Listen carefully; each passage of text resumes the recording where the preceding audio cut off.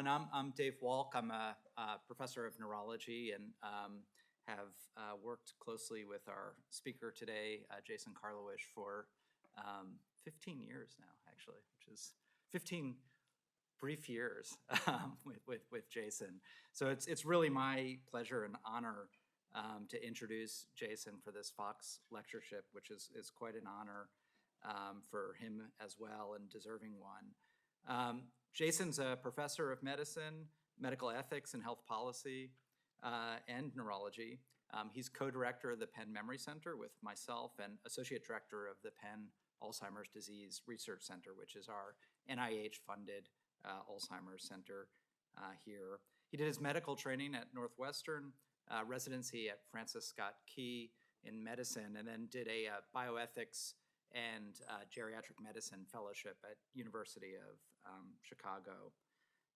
Jason's had just a really extraordinarily productive career in which he's studied what I think is often extremely unique issues related to the ethical, social, and legal aspects of cognitive aging and dementia. And I think he's spoken on those areas more than just about anyone else in the field. He's talked about such fundamental topics and written about such fundamental topics as voter writing, the right to vote in patients with dementia, in informed consent, and in decision-making around treatment decisions for both patients and families. Really kind of key, the core issues that we all deal with as physicians and researchers within this space. I think it's really fair to say that Jason shaped the field and really changed our field with the idea, the importance, the development, the ethics around disclosure of information about biomarkers and genetics within aging populations. And a lot of these issues are incredibly fraught in that oftentimes within the research setting, we're telling people about the potential for what Jason calls a failing brain in the future in cognitively normal individuals. And how do we provide that information to people, again, in an ethical and useful way? How do we study the best ways to deliver that information? And how can we study the reaction of people to that information? And again, I think Jason's really led the field into something that now we're going to be translating into practice more and more in the future. In addition to being a national leader and thinker around cognitive aging, which are reflected in roles such as, just to name a few, he's serves on the AARP, Global Council on Brain Health. He's the chair of the ethics committee for the Alzheimer's Clinical Trial Consortium that's sponsored by NIA and is really kind of the major federal source for intervention studies within Alzheimer's disease. And he was involved in chairing the national strategy around Alzheimer's disease recruitment for studies. But I think at Jason's heart, and I think he would tell you this himself, he's a writer and a communicator. And a lot of his work has been around communication. He's actually written two novels, or two books, I should say. One is a work of fiction, Open Wound, The Tragic Obsession of Dr. William Beaumont. And the other is actually a nonfiction book that's called The Problem of Alzheimer's Disease. I have to read this because it's a long title. How Science, Culture, and Politics Turned a Rare Disease into a Crisis, and what we can do about it. And this book, I think, really spans the history of Alzheimer's disease, from really the discovery of it to all the sort of winding path that it took to get to where it is now. And I think this historical look at the disease really has shaped our conception of how we think about dementia and cognitive impairment and aging now. And I think Jason offers a number of really, I think, useful ways of thinking about how to move forward in the future. And this book actually has not only been, I think, influential to the lay press, but I know a number of colleagues and researchers within the field have been very much influenced by what he wrote there.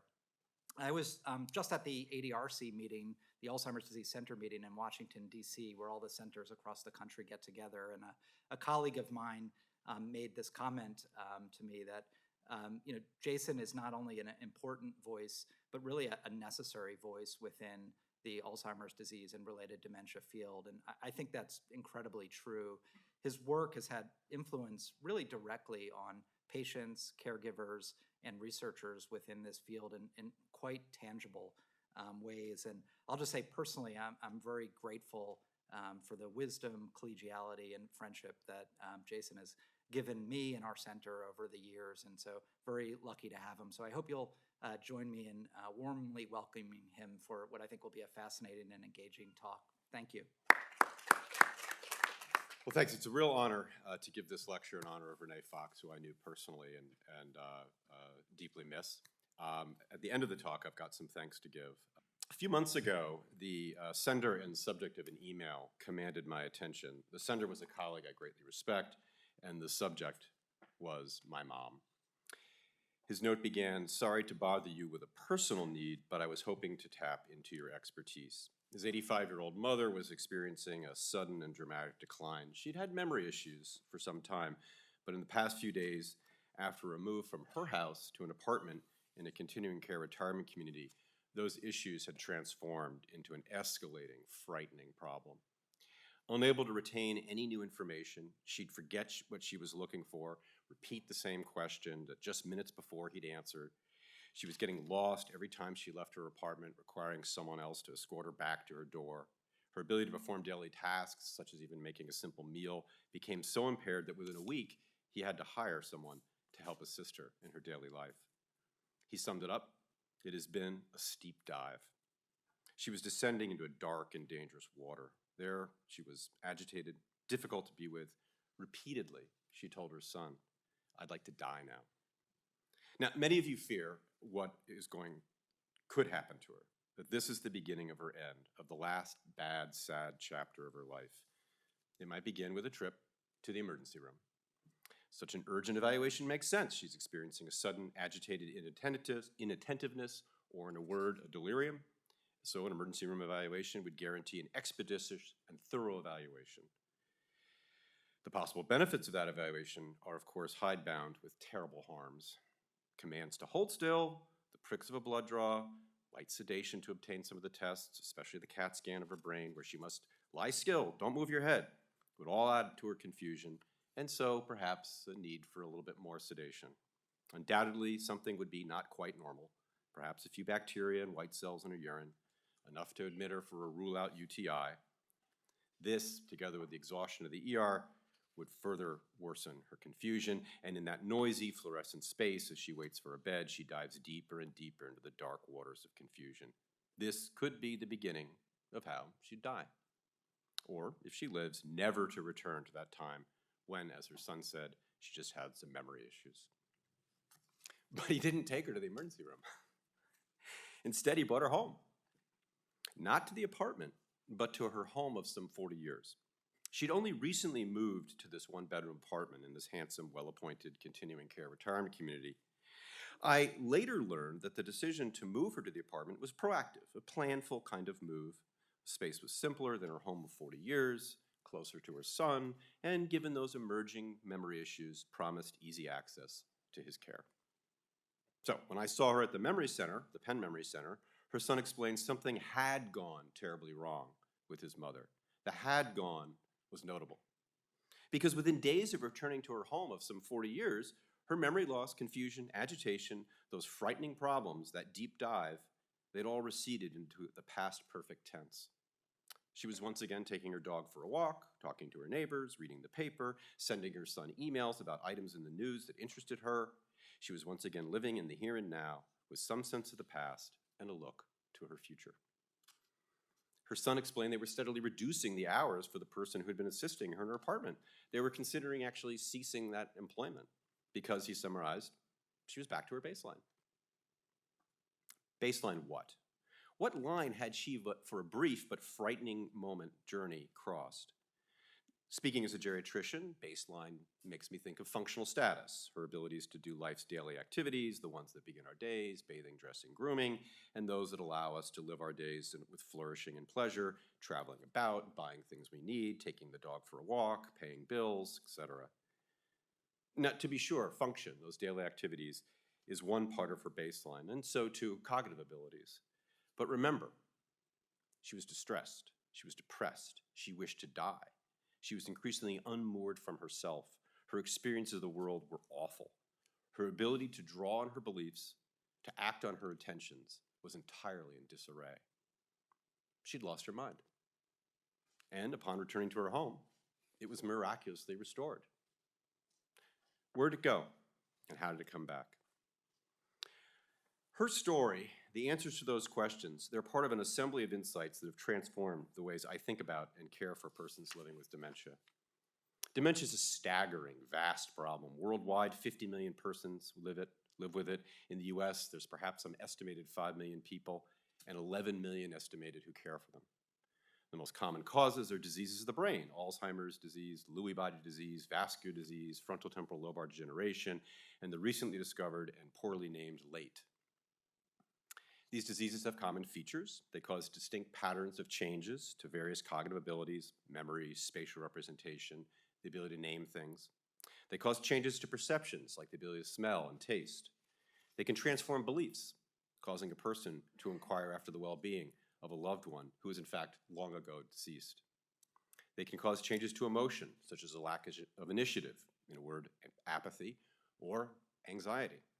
All of these changes, I submit, sum up to a transformation of a person's mind, or, to speak like the doctor I am, they cause a damaged mind.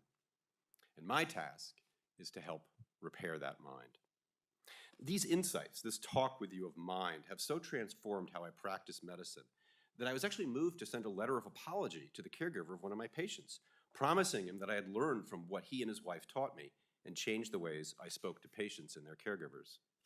In reflection, I'm actually embarrassed to be standing here giving you this talk because mind has been the subject of centuries of consideration in philosophy. In the last 3 decades, philosophers and neuroscientists have made remarkable advances in the scientific study of the mind.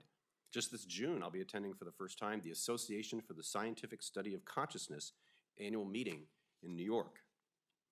In medicine, however, after a brief and wild time in the hands of the Freudians and the Jungians, mind has largely been sidelined. Even in psychiatry, the term mental illness is problematized. The one branch of neurology that attends to mind is the very tiny subspecialists who work in brain injury. I think this is at least odd because the essential reason why we care about dementia is mind, in particular, our fear of losing our mind.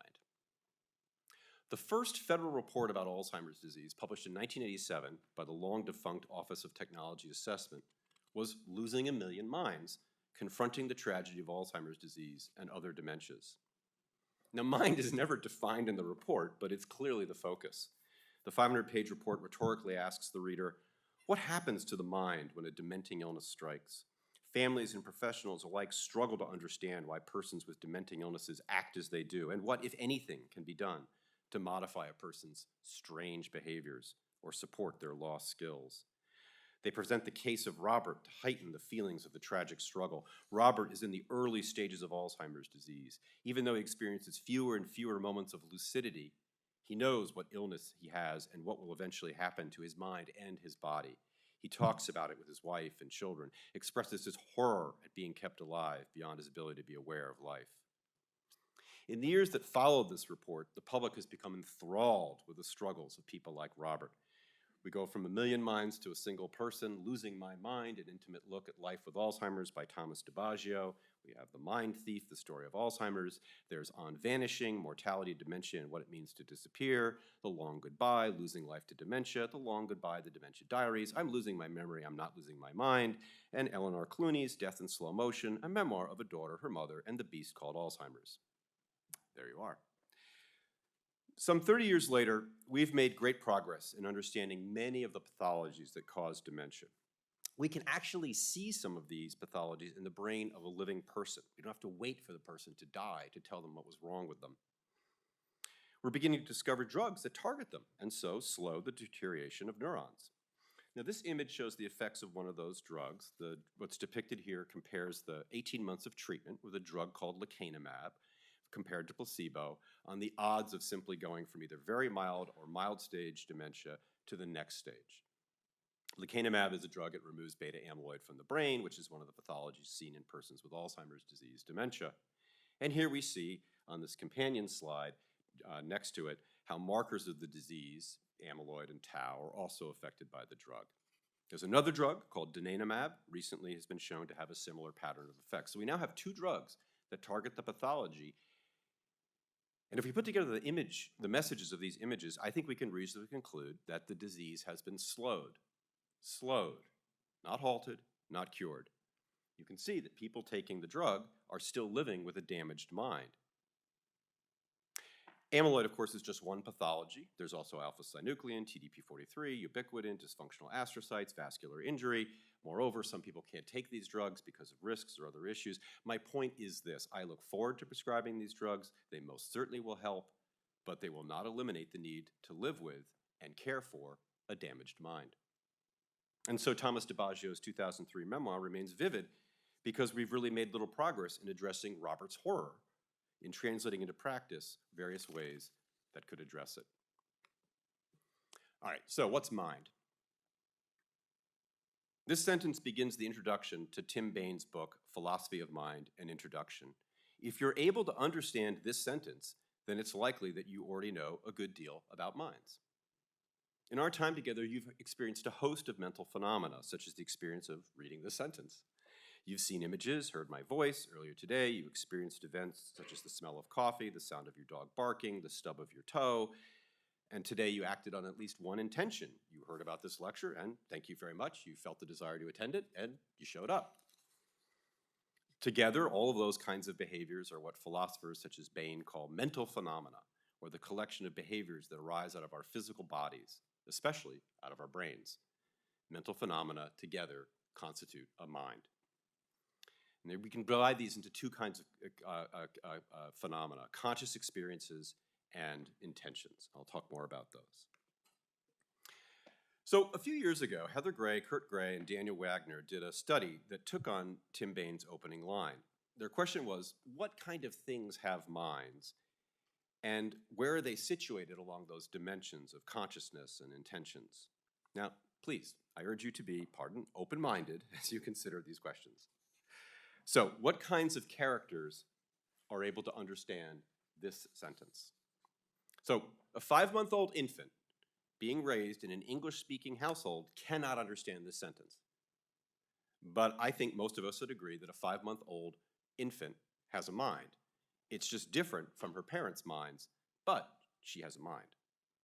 So what Gray and colleagues did was ask 2,000 some odd adults what kinds of characters have a mind. They focused on 13 different characters, and here they are listed on the side. They were put into 3 broad categories. 7 were what they called living human forms: a 7-week-old fetus, a 5-month-old infant, a girl, an adult woman, a man in a persistent vegetative state, and then you, the respondent, you, the bottom one there. And the next group were non-human animals: a frog, a dog, and a chimpanzee. And the last group was a curious mix: a dead woman, God, and the sociable robot, Kismet. And what they did was they asked the respondents to make pairwise comparisons of all those 13 entities. On each comparison, to look at 18 different mental capacities: hunger, fear, pleasure, rage, morality, memory, emotional recognition, planning, communication, thought. So for example, one comparison would ask the respondent to rate whether a girl of 5 is more or less likely to feel pain than Kismet the robot. Many pairwise comparisons from thousands of people were subjected to a variety of analyses, and they to discover whether there were overall patterns in their ratings. In other words, was there any factors that seemed to group these characters in terms of their level of conscious experience and their intentionality? And there were 2: agency and experience. One factor fit with the idea of experience, conscious experience, and the other, agency. Conscious experience was described by things like hunger, fear, pain, pleasure, pride, embarrassment, joy. Agency was described by things like self-control, memory, emotional recognition, communication, planning. And so what they could do is take each character score and plot it along those 2 axes, because each character had a score on experience and agency. It's like mathematical philosophy. And so there you see the man, the woman, and you. And it kind of, I think it sort of makes sense that high up on agency and high up on experience, right? Okay.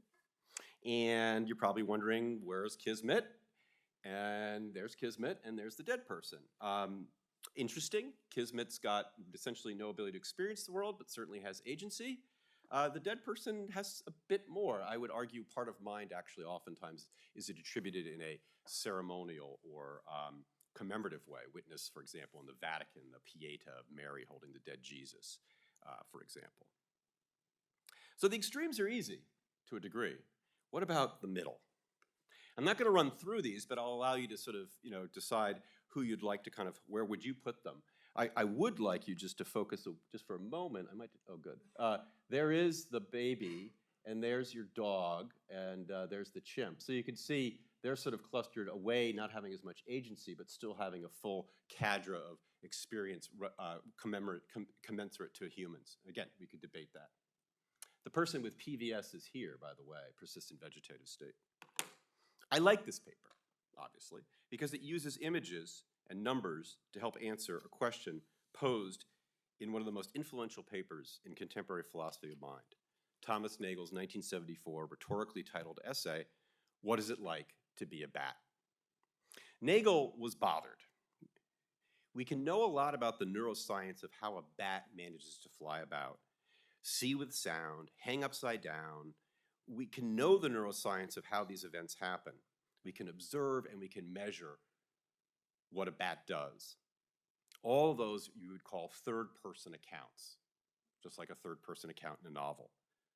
But we can't learn, really, the first-person account of what is it like to fly in the dark, hang upside down, use sonar to, quote, see.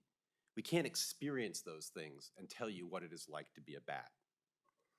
To be able to know what it's like to be a bat, or a 5-year-old girl, or a chimpanzee, or my colleague's mother who had taken the deep dive, who had lost and then regained her mind, we can gather as much as we can by observation, third-person perspectives, and try our damn best to assume some sort of first-person perspective.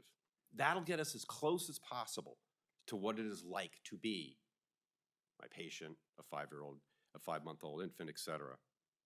My patient forgot what she was looking for, repeated the same question that just minutes before her son had answered, was getting lost every time she left her apartment. Her ability to do daily tasks was so impaired. She was anxious, she was sad. There was no joy in the apartment of her small world. She wanted to die. In the depth of her steep dive, what was it like to be her? To help you answer Nagel's questions, use Gray and colleagues' methods and ask yourself, where would you put her on the grid? And then once home and back to her baseline mind, what was it like to be her? Now, where would you move her along those axes? So let me help you answer those questions in a little more detail. I'll show you my results of my evaluation of her here at the Penn Memory Center. So her son told me she'd slowly changed over the past few years, very subtly, gotten lost several times while driving, been the victim of a few scams. Her cooking was a little simpler. He'd taken over much of the finances. Her computer now is completely being monitored to prevent any further scams. My interview with her discovered that she didn't need to or really kind of want to see me. But because she explained she had only minor memory problems, but she was respectful that her son was concerned and about her memory and grateful for his help, and so she was willing to come to the visit. She told me she enjoyed her days at home in the company of her dog and neighbors, reading the newspaper. She'd largely forgotten the horrifying events of the apartment. Her cognitive tests showed a dense amnesia and only a dense amnesia. You could see it here. These are norm scores on various measures of language and executive function, and this is her memory, and it's well below cutoffs of what would be considered normal. So performance on language, attention, spatial function, multitasking, by my metric measures, was largely intact. So what caused this? These are MRI images of her brain. And what you can see here, so this is her brain. And what you can see here is that generally she's got a fair amount of cortex. And mind you, she's 85. This is impressive. But what is also impressive is the profound loss of cortex in this region of the medial temporal lobes particularly her hippocampi and the surrounding structures. This is a dramatic, obvious, visible loss of hippocampal architecture. She has a relatively unknown, but in fact quite common disease of her brain called LATE, an abbreviation for limbic-associated TDP encephalopathy. This isn't Alzheimer's. The pathology is entirely distinct. The early and dominant lesions are, as you see, to her hippocampi and medial temporal lobes. And over time, adjacent structures are affected, such as the limbic system and frontal networks. And so the results are problems with memory, but also social cognition and executive function. And remember, she'd been the victim of several wickedly clever scams, and her cooking was simpler. So let's put all this together. What happened? So here's what I think happened. The move to her new space essentially subjected her to be subjected to and repeatedly fail a constant memory test. Her son described how she'd look at her desk and know it was her desk, but when the item of furniture was out of her eyesight, she couldn't remember where the desk was. So when he said to her, you know, the letter you're talking, it's on the desk, she'd say, well, I can't, where's the desk? And couldn't find the letter. The letter was essentially lost. And so too the entire place, the apartment. She couldn't find the apartment when she left to go walk her dog. All of this was, of course, distressing. And as her distress amplified, a mind-destructive cycle was unleashed. Her efforts to learn and recall would become even more difficult. But once she was back in the place that she knew, the home of 40 years, the endless memory test mercifully ceased. She could resume being her. In a sense, her home was a kind of splint or support for her mind. With it, in it, through it, she was able to act on her intentions. She looks out the window, she sees it's sunny, and says, oh, it's sunny out. I'm gonna go walk the dog. She knows where the leash is, she knows where the door is, she knows how to get out, and she knows how to get back.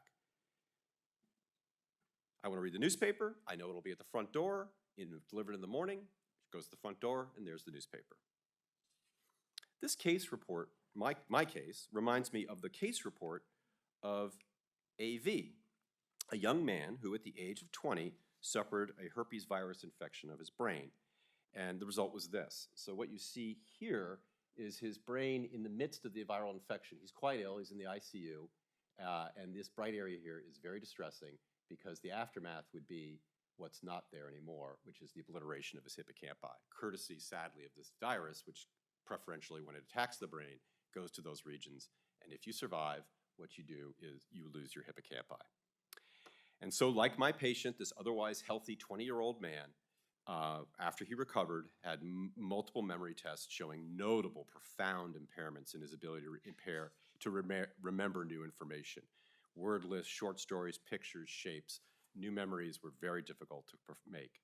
His other cognitive abilities, though, were relatively well preserved. And indeed, here is a typical week for this 20-year-old man. So you can see here, he gets up about 6. On Wednesdays, he plays sports. And then in the late afternoon into the early evening, he works.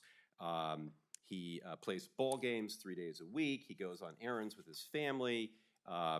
He actually has 2 jobs as well. One is as a landscape person and the other is with a catering service. He's really quite busy in the world doing stuff. So how does he do this? Remember, he has profound amnesia. So this is 100 days of his smartphone use. Each day on average, he checks his phone 103 times. Try that. For a total of 3 hours and 21 minutes, from anywhere from 2 to 4 hours. Nearly all, 87% of his time is spent on one of 5 apps that you see listed here: text messages, calendars, solitaire, the phone, and internet. The most frequently used app, as you can see, is text messaging. And throughout the day as well, calendaring to remind him of events and to complete assignments. He uses the calendar as a running diary to send notifications to his future self. The investigators also note that they haven't probed into the nature of those notes. His smartphone is like my patient's home. It's a splint for his mind, a device that allows him to experience the world and act on his intentions. With it, he's quite close to the top of his agency and experience. Take it away, and I expect that, like my patient, he'd suffer a deep dive into confusion. Technology and the environment. There's one other kind of splint that both of these minds have. So in the acknowledgement section of this case report about AV, the authors thank his mother. They thank her for checking the factual accuracy of their report and of her son's behavior and history. Her involvement, they write, greatly improved our understanding of AV's condition and the factors that contributed to his remarkable recovery. She lives just a few blocks from him, and they write here how AV's mother presides over important business and safety issues, but she also occasionally resolves simple practical problems that can nevertheless impact AV's quality of life. For instance, she makes sure his refrigerator and pantry are stocked with healthy food, something he may not do consistently. Remember, the app he uses the most are text messages. Most of those messages are to his mother. Texts are how she oversees his typical day, his schedule. Another person is key mind support for AV. Another human. Her knowledge, her storage of information is part of her son's memory. AV's mind and his mother's mind are, in a sense, coupled. The smartphone is part of that coupling too. AV, his mother, the phone are a kind of shared mind. He is able to live and be AV because of a curious splint, a combination of a mobile device and what the investigators vividly describe as his mother's judicious caregiving. So too my patient. She didn't send me the email, my mom. Her son did. He made the decision to take her back to her familiar home and not to the emergency room. He brought her to see me. He provided the history that allowed me to diagnose her with late.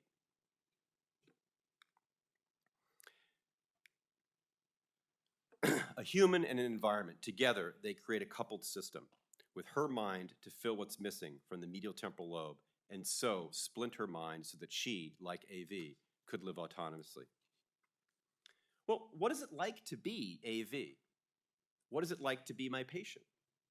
I can say a lot objectively about each of them. I can give detailed third-person accounts of their minds. But there are two other people who are very close to adopting the first-person point of view, and that's those caregivers. They are able to combine the third person and the first person into a very strange term of grammar, the first person plural, or in a word, us. Or in the dry, opaque parlance of social science, the caregiver-patient dyad, us. My understanding of these two patients was inspired by a fable. Once upon a time, I'll tell you the fable. Once upon a time, there was a man named Otto, and Otto was living with Alzheimer's disease. And Otto heard about an exhibition at the Museum of Modern Art, and he wanted to go to it. And he wasn't worried, though, about how am I going to find the Museum of Modern Art, because he knew that his notebook will tell him where to go, West 53rd, South Side, between 5th and 6th Avenue.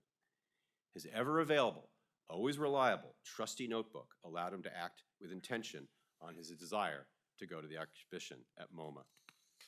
Now, Otto is a fiction. It was written and then subject to a stirring analysis by the philosophers Andy Clark and Dave Chalmers in their 1998 essay in the journal Analysis, hence the notebook. It was 1998.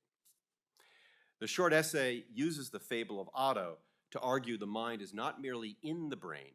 Quite to the contrary, the mind extends far beyond the skull and skin, out into the world of the many objects and people who create and sustain it.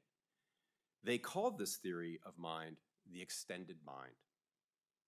The key attributes of an environment that constitutes a mind, those smartphones, notebooks, mothers, and sons, are that they're reliable, available, and trustworthy. My patient, her home, her son, AV, his cell phone, his mother, they are two examples of extended minds. Focusing on the extended mind instead of memory puts front and center why we care about dementia. What is it like to have it, and how we can care for persons with dementia. If a person's mind is damaged by TDP-43 or herpes encephalitis or beta amyloid or 3,4 repeat misfolded tau or alpha-synuclein, they are going to experience some degree of decline in their experience and or their agency or both. And we therefore have an obligation, a moral obligation, to help them. So the central point of my talk is that caregiving isn't simply housekeeping and custodial work. Otto's notebook, my patient's house and son, AV's smartphone, his mother, these are like orthopedic surgeon's skills to stabilize a broken bone, those braces, casts, and screws that a surgeon uses. Caregiving is mind support. And the stories of my patient and AV show just how powerful that mind support is and how necessary it is. Caregivers are like Hegelians. They're constantly asking and struggling to answer, what is it like to be my mom, AV, my husband, my wife, strict with whichever of these diseases we care about? They're observing the other person and asking questions like, is he able to understand this sentence? And they translate those answers into real-world practical things, mind support. So caregivers use mind perception, that sense of us, in order to provide mind support. In that sense, I would call them judicious Hegelians. And this is not easy work. Perceiving the extended mind of a person living with dementia has multiple challenges. The person living with dementia may have impairments in language that frustrate their efforts to explain what they're feeling, to state their beliefs. In neurology, we call that aphasia. They may have false beliefs. Yes, dear, I opened the new bag of cheese crisps, but as the caregiver eats the cheese crisps, they're quite stale. The new bag was never opened. They may have impairments in awareness of their cognitive problems, and so thwart whatever efforts are being made to support them. They may have misperceptions or distortions of reality. One's mother coming home become profoundly challenging to support that mind. Recognizing the extended mind as the model for what it is like to be a person living with dementia and to care for that person's mind, I think has notable implications for training, care, and policy, or in a word, kind of for everything. I'll move swiftly over just a few, and then I'll dwell on one, that apology that I made to the caregiver of my patient. So I think notebooks, iPhones, they're ace wraps compared to the potential of artificial intelligence to support or even transplant what's been damaged, particularly to restore agency to a damaged mind. But I won't talk anymore about ChatGPT-3. I'll focus on the simple things, the things we can do right now. During the pandemic, as policies enforcing social distancing unfolded in residential long-term care and hospital settings, caregivers from the Memory Center sent my colleagues and I desperate stories recounting how, as a consequence of being kept away, their relative was suffering rapid declines in health and well-being. I think none of that should be a surprise to you. My colleagues Rebecca Brown and Kira Raskina here at Penn and I showed how from March to May of 2020, in the depth of the periods of social isolation in the hospital setting, when visitors were restricted, there was an uptick in prescriptions of sedating benzodiazepine drugs in the hospital. The environment was keeping my patient's mind sane. Why then do we create residential long-term care environments for persons living with dementia that seem, frankly, designed to drive them insane, that put their minds in a cage? This is a residential long-term care facility right outside of my office, and this is the outdoor recreation space. And perhaps this image shows it best, that you can sit out here and enjoy the outdoors in a cage. This is chicken wire or chain link fencing here. I often wonder, why on earth is that there? I mean, I have a deck in my house. I don't have chain link fencing to keep me from, I don't know. Anyway, we could go on like AI about the design of environments, the way rooms are laid out, the cruelty of the semi-private room with a curtain to give you privacy. Remember, remember the son of my patient didn't take her to the emergency room. In a better world, he might have had the option to take her to a geriatric medicine emergency room designed to minimize the hazards of care, and those do exist. Sorry to bother you with a personal need, but I was hoping to tap into your expertise. My expertise. Let me dwell on that. So a few months ago, I sent an email to Ronald, the caregiver of Jackie, his wife and my patient. And the subject line of my email was, "Many thanks." So Jackie had died several years earlier of Alzheimer's disease. I had cared for her she had died several months earlier of Alzheimer's disease. I'd cared for her for several years at the Memory Center. In those last years, she was notably disabled, requiring assistance with most of her basic activities of daily living, though she still walked around, markedly impaired in her ability to use language. Now, he'd participated in a study that examined communication in persons with advanced dementia. That's how we presented the study. In fact, it was a study of mind perception. And as I was reading his interview, I came upon his answer to a question. The question is, do you think your wife had a strong sense of who she was during the last couple of months of her life, like her personal identity? And this is what he said. At one point, when we started seeing Dr. Karlawish, when Jackie was still years away from dying, he said, "You have to recognize this is not the same person you married. She's a different person." And I told him later, I said, well, she was still the same person inside. Her personality is the same.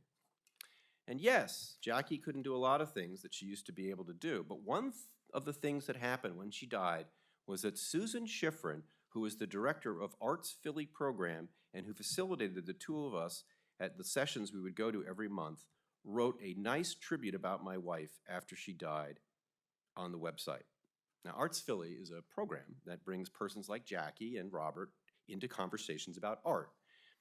They're presented paintings, for example, and they're asked, what do you see? How do you feel as you behold this creative work? They spend as long as an hour interacting with a work of art.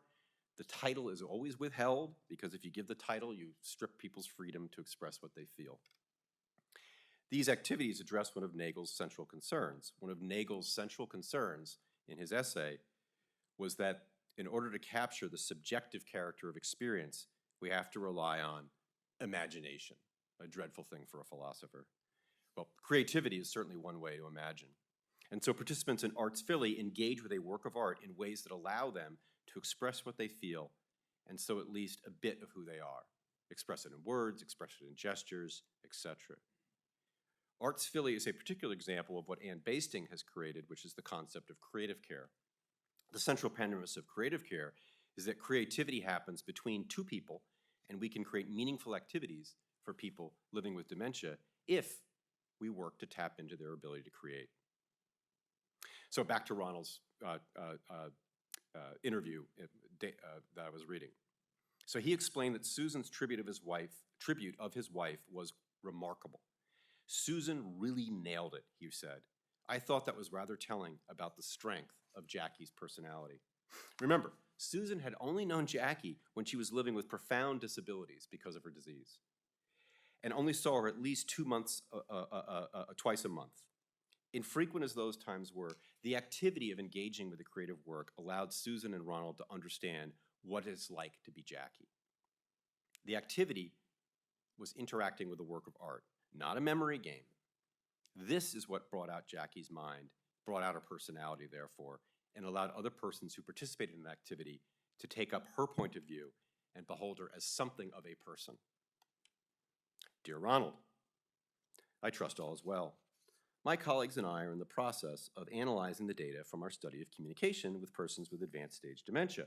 I want to thank you for participating, and in particular, for teaching me a point that has changed the way I practice medicine. I no longer state to a family member as fact that a person living with dementia becomes a different person. That statement, the statement a person living with dementia becomes a different person, is factually incorrect. Some persons with dementia are the same person, some have aspects of the same person, and yes, some are a different person. My point is that I now convey a more accurate assessment of how, as a consequence of dementia, the caregiver's assessment of the person's mind and so personhood may change. Sincerely, Jason. I've started asking my patients, what is it like to be you, to be Jackie? And what is it like to have Alzheimer's, or whatever term they use to describe the cause of their cognitive problems? And their answers are deeply revealing of the experiences of what it is like to be a person living with dementia. Often they upend the conclusion that they, quote, lack awareness. One woman living with moderate stage dementia told me she was doing okay. And then I asked my question, what is it like to be? And she explained how she worries about her future. She worries about a future she equates with her father's last years. He died of advanced dementia. She explained how she copes by making sure someone is around with her. Tim is with me, she explained. Tim is her husband, her caregiver. Another patient told me she's doing fine and then quipped, my husband better not die before I do. I'm happy there and I'm not, was Paul's summary of his life living in residential long-term care. These vivid personal accounts show how some people recognize their minds have extended out into the mind of another person. She better not die before I do. an elegant splint that is sustaining their minds. And they express this with deep emotions or even dark, dry humor. Caregivers' answers to the question, what is it like to be Jackie, reveal how even early in the disease, they struggle to perceive their relatives' mental states and so comprehend their words and actions as sensible and ordinary, agentive and experiential. One caregiver told me how her husband will tell her he's done something that in fact he hasn't done. Her account was his statement, his belief, that he had opened the new bag of cheese crisps to replace the old bag of stale snacks. As she munched on the stale orange crisp, she realized he hadn't done that. Now, these stories are really quite quotidian, very ordinary stuff, very low drama, but their implications are incredibly morally profound. Because as she swallowed that stale, unappealing, salty crisp, she entertained a vexing thought. Can I trust my husband? In other words, can I comprehend what he says, and can I communicate with him? Or is this just non-communication? Her sense of us was becoming fractured. Others tell me how they're caught up in a worrisome quandary. I'm not sure she's fully aware of the long-range implications of Alzheimer's disease.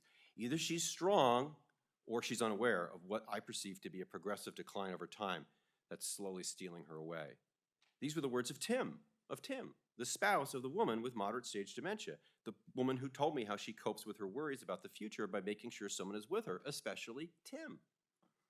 So at the close of their clinic visit, when I had them together, I relayed her words to Tim. And my feeble hope was that I maybe resolved his quandary and facilitated a connection and maybe repaired the first person plural that sustained maybe that feeling of us between them, at least for a while. And I do this because I know they struggle for connection. I know sometimes that disconnection simply cannot be repaired. This is particularly in the care of persons with advanced stage disease, when language skills are markedly impaired, perceptual skills are markedly impaired. The husband turns to his wife and says, "You better get out of here before my wife gets here," because it occupies such misbeliefs about recognizing people. The best you can get is the pleasant pain of being us.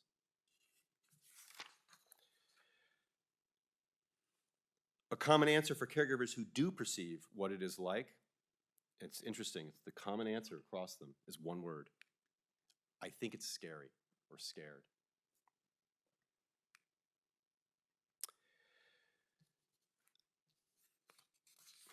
I've stopped talking about quality of life with my patients and their caregivers. The term overly focuses on the patient's disabilities, the problems with managing daily tasks like shopping and traveling about, and later the basic activities of daily living, such as dressing and bathing. These problems must be obeyed. That's a basic human right. But to use disabilities like that as the foundation to judge someone's quality of life is, I think, essentially and fundamentally discriminatory. I don't, for example, judge Stephen Hawking, who as a consequence of his motor neuron disease required a wheelchair to move about, as having a lower quality of life than a person who strides about Cambridge or wherever it was he was at on his own 2 feet. In dementia, I would argue what really matters to patients and to the people who love them and care for them is mind.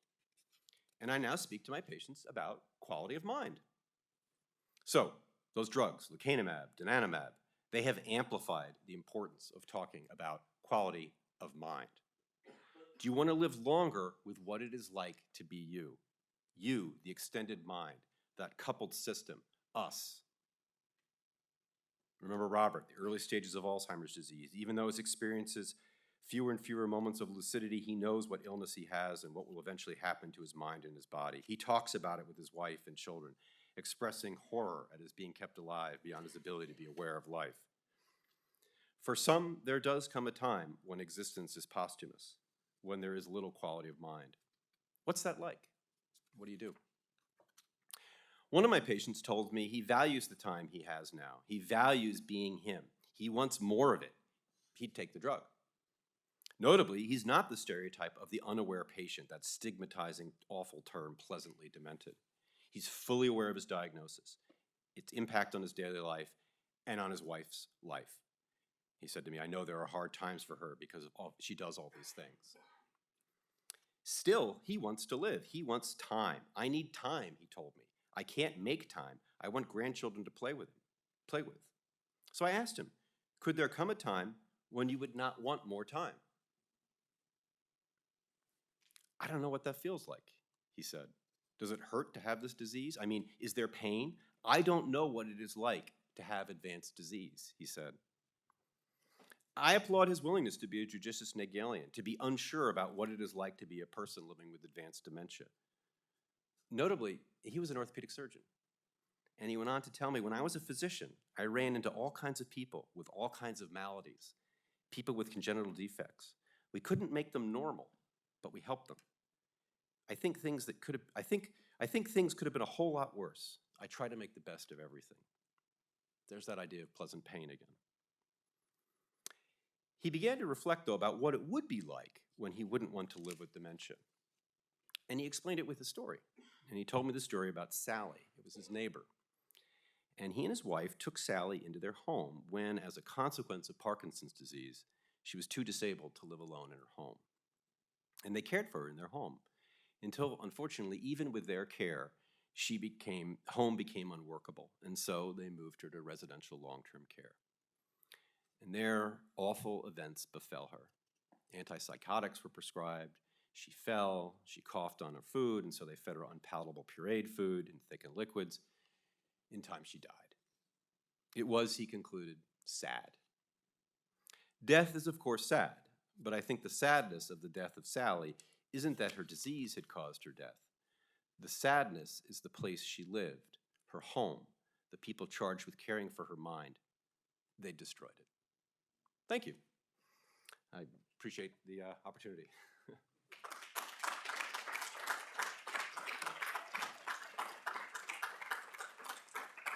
So in the spirit of extended mind, I just have to say, I started doing this thanks slide. I'm like, well, if I'm true to extended mind, it should have 8-point font and go on forever.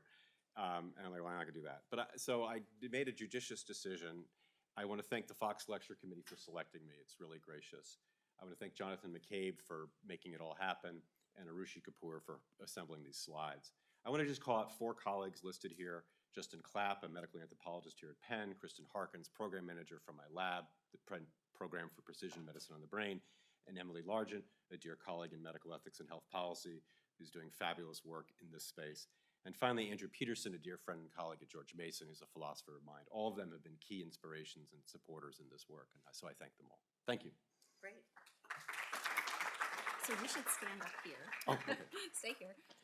So I am going to moderate the question and answer period. We only have a couple of minutes left, so I'll invite anybody in the audience who wants to ask a question to go ahead and do that. And if there are not any immediately, oh yes, go ahead. The answer is there have been. Let's repeat it for the folks online. Oh, are there any examples of implants being used in the brain in an effort to extend, repair a mind?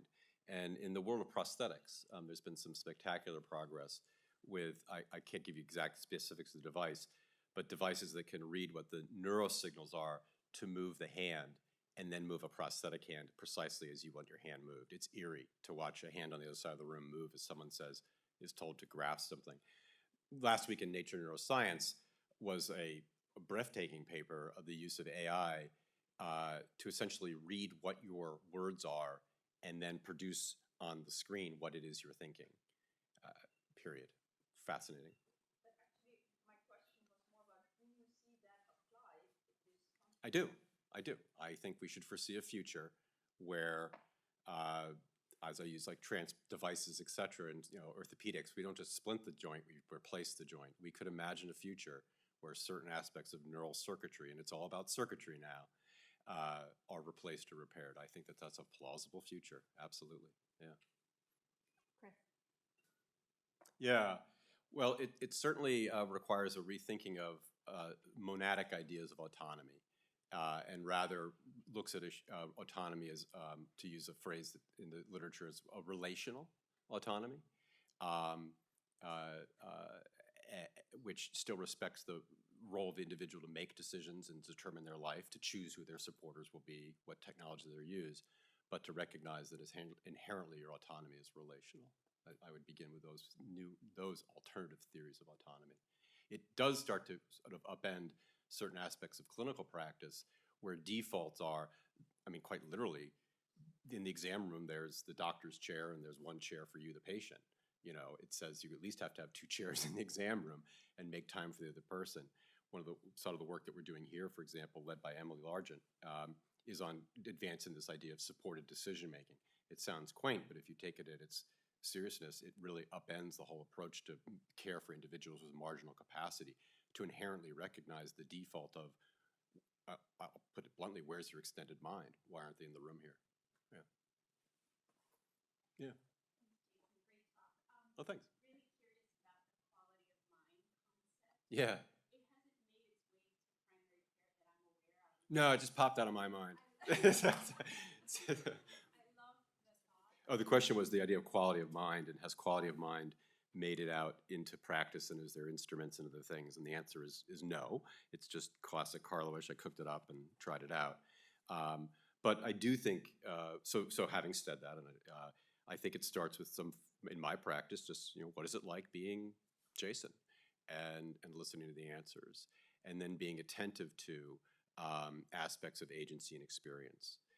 Granted, I asked that question after I've assessed cognition and mood, so people are sort of primed, as opposed to, you know, in the review of symptoms, you know, after we finish GI, we move to mind, you know.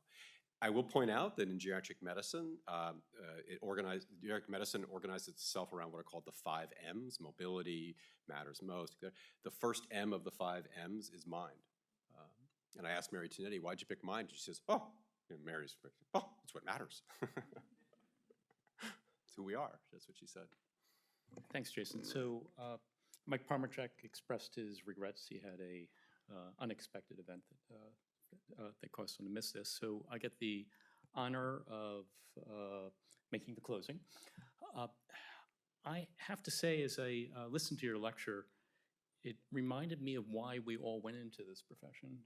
And it also reminded me of what we aspire to be, both as physicians and as humans.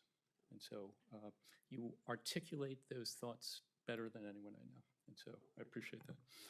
So this year, you are the recipient of the Renée Fox Lecture in Medicine, Culture, and Society, and we have a little memento of the occasion. Thank you. So, thank you.